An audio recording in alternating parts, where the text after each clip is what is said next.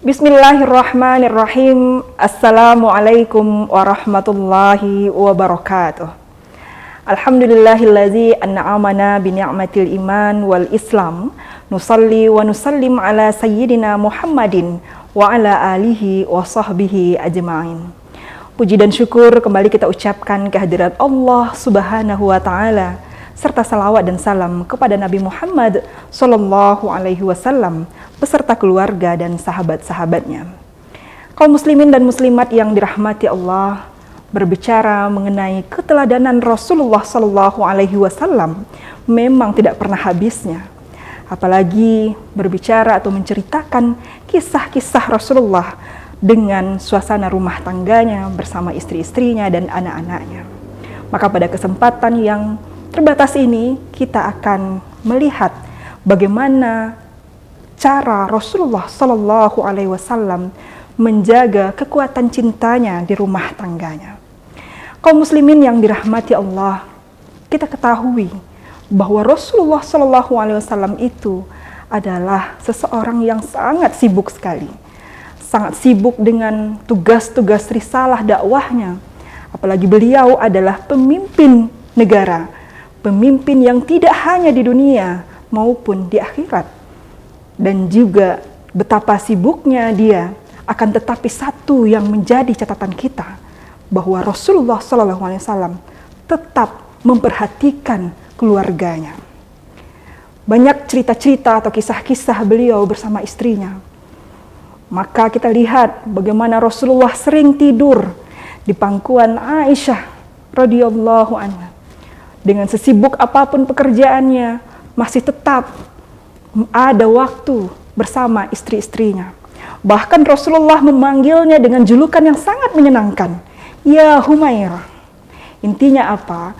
Bahwa perempuan itu ingin diperhatikan, maka Rasulullah memberikan perhatian yang terbaik kepada istrinya. Rasulullah juga demikian kepada istrinya yang pertama, Khadijah, bahwa Rasulullah menganggap bahwa Khadijah itu adalah istri yang sangat melindunginya. Walau sebenarnya Nabi Muhammad sebagai Rasulnya Allah itu tidak perlu lagi perlindungan manusia. Cukup Allah yang melindunginya. Akan tetapi Rasulullah atau Nabi Muhammad itu menunjukkan dia manusia biasa. Muhammadun basyarun lakal basar. Dia seperti manusia biasa. Maka kita pantas untuk meneladaninya. Kaum muslimin dan muslimat, Rasulullah SAW juga sangat perhatian kepada anak-anaknya. Ketika Rasulullah mau pergi ke rumahnya, maka singgah dia di rumah Fatimah Az-Zahra. Ketika itu Rasulullah melihat Fatimah, lalu mencium dahinya Fatimah. Maka Rasulullah berkata, Ya Fatimah, kalau aku rindu dengan bau surga, maka aku mencium dahimu. Intinya apa? Anak akan merasa senang, anak merasa disanjung, anak merasa bahagia.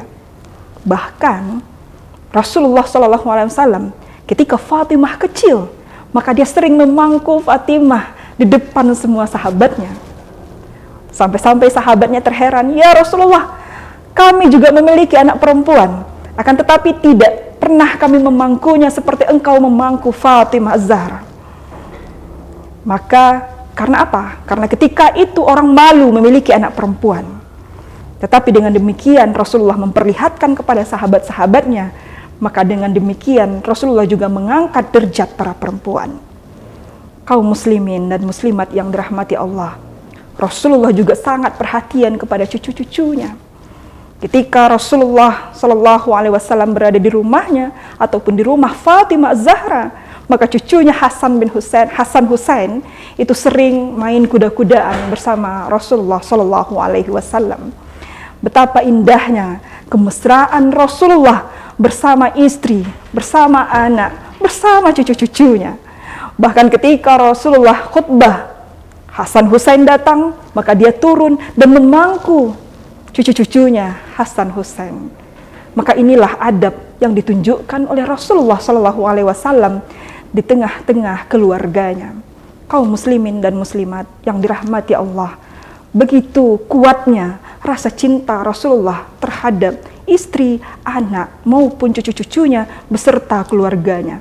Maka inilah yang mesti kita tiru, bahwa rumah tangga itu dibangun di atas adab dan akhlak. Betapa banyak orang sekarang ketika rumah tangganya sudah lama usianya, akan tetapi merasa hampa karena tidak dibangun dengan adab dan akhlak-akhlak ini. Bahkan sering memerintahkan istrinya seperti layaknya memerintahkan di kantor. Bahkan ketika rumah tangga itu gersang hanya memikirkan materi saja, bagaimana membangun rumah tangga dengan materi saja, padahal kebahagiaan itu tidak terletak dari materi. Pernah suatu ketika Rasulullah SAW terlambat pulang, kemudian datang ke rumahnya, dan Aisyah sudah sangat letih, maka dia tutupnya pintunya sampai Rasulullah mengetok, membaca salam 3 kali tapi tidak dijawab. Maka apa yang dilakukan oleh Rasulullah? Rasulullah mengambil serbannya kemudian tidur di luar. Tatkala Aisyah terbangun, dilihat di sampingnya tidak ada Rasulullah. Pas dibuka pintu, ternyata Rasulullah di luar. Siapa yang meminta maaf duluan? Bukannya Aisyah, akan tetapi yang meminta maaf duluan itu adalah Rasulullah SAW. Maka ini adalah kemesraan yang tersendiri ketika Rasulullah meminta maaf duluan, ya bukannya Aisyah. Ketika Rasulullah juga demikian, pulang lama dari masjid, datang ke rumah tidak ada sarapan. Karena Aisyah terlalu lelah, jadi tidak sempat masak, maka ditanya oleh Rasulullah, "Ya Aisyah, apa lagi yang dibutuhkan?" Maka Aisyah menjawab. Akhirnya Rasulullah pergi ke pasar, kemudian membeli bahan, kemudian datang ke rumah, mengajak Aisyah untuk masak bareng, kemudian sarapan bareng. Maka inilah yang dicontohkan oleh Rasulullah, adab-adab dan akhlak-akhlak ini. Kaum muslimin dan muslimat yang dirahmati Allah, rumah Rasulullah itu hanya 6 kali 9.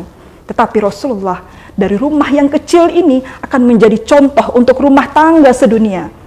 Maka Rasulullah mengatakan, baiti jannati, rumahku adalah surgaku. Maka rumah danku adalah surga itu, baiti jannati itu dibangun di atas akhlak-akhlak dan adab-adab yang mulia. Bukan dibangun atas kemewahan, bukan dibangun atas materi yang banyak. Buat apa kita bekerja susah-susah akan tapi tidak memberikan perhatian kepada istri, kemudian pada anak ataupun keluarganya. Maka kaum muslimin, inilah yang mesti kita tiru. Baiti jannati itu terbangun dari adab dan akhlak-akhlak yang telah dicontohkan oleh Rasulullah SAW, bukan di atas materi dan kemegahan. Barangkali itu saja yang bisa disampaikan. Semoga kita bisa meneladani akhlak-akhlak dan adab-adab Rasulullah ini di rumah tangga kita masing-masing. Banyak maaf. Billahi taufik wal hidayah. Wassalamualaikum warahmatullahi wabarakatuh.